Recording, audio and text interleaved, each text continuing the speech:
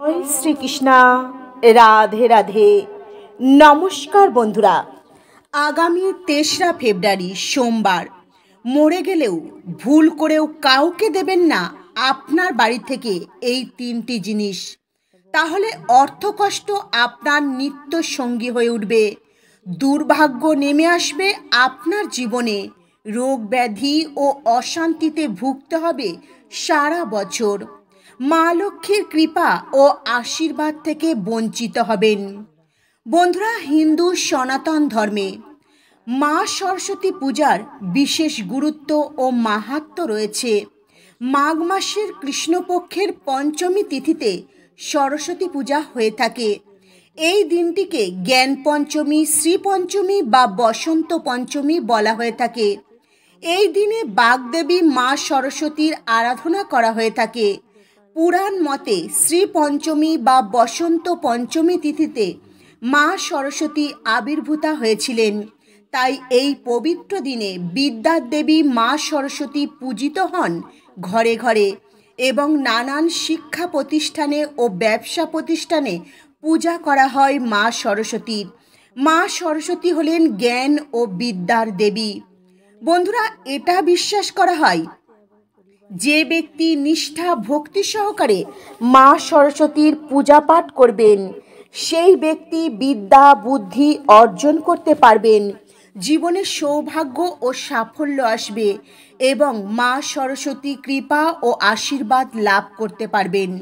বন্ধুরা, এই বসন্ত পঞ্চমী বা শ্রী পঞ্চমীর মতো পবিত্র দিনে এমন কিছু জিনিস রয়েছে যে জিনিসগুলি ভুল করেও আপনার বাড়ি থেকে কাউকে দেবেন না। এই জিনিসগুলি যদি আপনি কাউকে দিয়ে দেন তো মা লক্ষ্মী ও মা সরস্বতী দেবী আপনাদের উপর রুষ্ট হতে পারেন। এর প্রভাবে আপনার জীবন ও সংসারের ওপর এর প্রভাব পড়তে পারে। তাই বন্ধুরা, ভুল করেও আপনার যতই আপন প্রিয়জন বন্ধু বান্ধব হোক না কেন, এই 3টি জিনিস আপনারা সরস্বতী পুজোর দিন আপনার বাড়ি থেকে কাউকে দেবেন না। বন্ধুরা, কোন জিনিস তা বিস্তারিত জানাবো আজকের এই ভিডিওর মাধ্যমে। তো আমার প্রত্যেক বন্ধুদের কাছে অনুরোধ রইল, ভিডিওটি সম্পূর্ণ মনোযোগ সহকারে দেখবেন। ভিডিওটি ভালো লাগলে একটি লাইক করে দেবেন আর কমেন্টে মনে ভক্তি রেখে জয় মা লক্ষ্মীর জয়, জয় সরস্বতী দেবীর জয় লিখতে কখনোই ভুলবেন না। আর আমার চ্যানেলে যদি নতুন বন্ধু হয়ে থাকেন, চ্যানেলটিকে সাবস্ক্রাইব করে পাশে থাকার অনুরোধ রইল।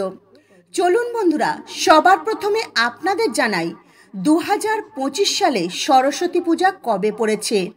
ইংরাজি 3রা ফেব্রুয়ারি 2025, বাংলার 20 মাঘ 1431 বঙ্গাব্দে সোমবার পড়েছে সরস্বতী পূজা। পঞ্চমী তিথি শুরু হবে ইংরাজির 2রা ফেব্রুয়ারি 2025, বাংলার 19 মাঘ 1431 বঙ্গাব্দের রবিবার দুপুর 12টা বেজে 14 মিনিট থেকে। আর এই পঞ্চমী তিথি শেষ হবে ইংরাজির 3রা ফেব্রুয়ারি 2025, বাংলার 20 মাঘ 1431 বঙ্গাব্দের সোমবার সকাল 9টা 59 মিনিটে। বন্ধুরা, উদয়া তিথি মেনে সরস্বতী পুজো 3রা ফেব্রুয়ারি সোমবার দিন করা উচিত হবে, কারণ সরস্বতী পুজো সকালবেলায় করা হয়ে থাকে। যেহেতু 2রা ফেব্রুয়ারি পঞ্চমী তিথি শুরু হচ্ছে দুপুর 12টার পর থেকে, তাই উদয়া তিথি মেনে সোমবার দিন সরস্বতী পূজা করা উচিত।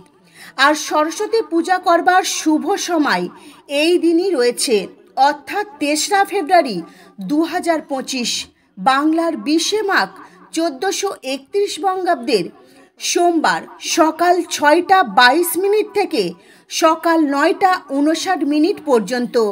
তাই আপনারা চেষ্টা করবেন এই শুভ সময়ের মধ্যে সরস্বতী পূজা সম্পূর্ণ করবার এবং মা সরস্বতীর কৃপা ও আশীর্বাদ ধন্য হওয়ার। বন্ধুরা, আমাদের হিন্দু সনাতন ধর্মে সরস্বতী পূজার বিশেষ গুরুত্ব ও মাহাত্ম্য রয়েছে। বন্ধুরা, এই পবিত্র দিনে যেমন সরস্বতী দেবী আবির্ভূতা হয়েছিলেন, ঠিক তেমনি অপরদিকে এই দিনে ব্যাসদেব মা সরস্বতী দেবী কৃপা ও আশীর্বাদ প্রাপ্ত করেছিলেন।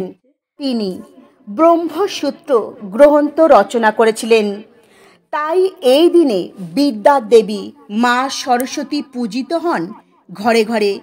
বন্ধুরা, এই সরস্বতী পূজার পবিত্র দিনে এই জিনিসগুলি আপনার বাড়ি থেকে ভুল করেও কাউকে দেবেন না।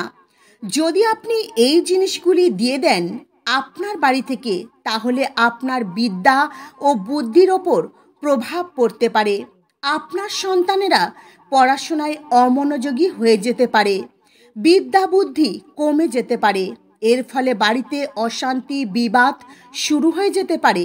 আর এর সাথে সাথে মা লক্ষ্মী দেবী আপনাদের ওপর রুষ্ট হয়ে যাবেন। কারণ মা লক্ষ্মী ও মা সরস্বতী একে অপরের সঙ্গে ওতপ্রোতভাবে জড়িয়ে রয়েছে।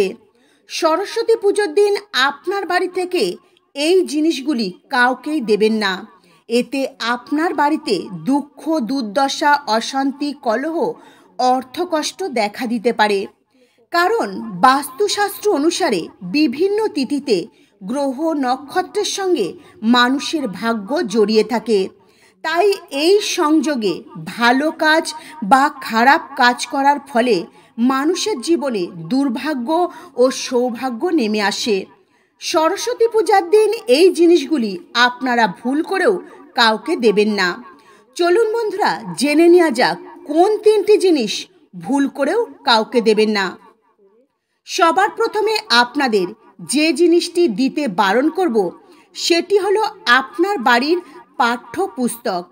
এই সরস্বতী পূজার দিন ভুল করেও আপনার বাড়ির পাঠ্যপুস্তক অপর কাউকে দেবেন না। তাহলে মা সরস্বতী আপনার বাড়ি থেকে চিরতরের মতো বিদায় নেবে। এর ফলে আপনার বাড়ির ছেলে মেয়েদের বিদ্যা বুদ্ধি আস্তে আস্তে কমতে থাকবে। বাড়ির ছেলেমেয়েরা পড়াশোনায় অমনোযোগী হয়ে উঠবে। তাই এই দিনে যদি আপনার বাড়িতে বা আপনার বাড়ির আশেপাশে কোথাও মা সরস্বতীর পূজা হয়, তাহলে মা সরস্বতীর পায়ে আপনার বাড়ির ছেলেমেয়ের পাঠ্যপুস্তক মা সরস্বতীর পায়ে রেখে দেবেন। বন্ধুরা, এটা যদি আপনারা করতে না পারেন, তাহলে আপনার বাড়িতে পূজার স্থানে মা সরস্বতীর নাম করে একটি আসন পাতবেন এবং সেই আসনের ওপর পাঠ্যপুস্তকগুলি রেখে দেবেন। তারপর মা সরস্বতীর বীজ মন্ত্র জপ করে পূজা করবেন। বন্ধুরা, একান্ত যদি আপনাদের দান করতে হয় এই সরস্বতী পূজার পবিত্র দিনে, তাহলে যে কোনো ধর্মগ্রন্থ যেমন শ্রীমদ্ ভাগবত গীতা, রামায়ণ, মহাভারত ইত্যাদি ধর্মগ্রন্থগুলো অবশ্যই আপনি কাউকে দিতে পারেন বা দান করতে পারেন। বন্ধুরা, ধর্মশাস্ত্রে যদি আপনি এই ধর্মগ্রন্থগুলো দান করতে পারেন, তাহলে আপনারা পুণ্য সঞ্চয় করতে পারবেন। আপনারা এমন কিছু পবিত্র দিন আছে, সেই দিনগুলিতে এই ধর্মশাস্ত্রগুলো আপনারা কিন্তু দান করতে পারেন। কিন্তু এই পবিত্র দিনে সরস্বতী পুজোর দিন আপনার বাড়ি থেকে পাঠ্যপুস্তক অন্য কাউকে দেবেন না। বন্ধুরা, সরস্বতী পুজোর দিন দ্বিতীয় যে জিনিসটি দান করতে বারণ করব সেটা হলো গোটা ধনে। জ্যোতিষশাস্ত্রে সরস্বতী পুজোর দিন আপনার বাড়ি থেকে কাউকে গোটা ধনে দেবেন না।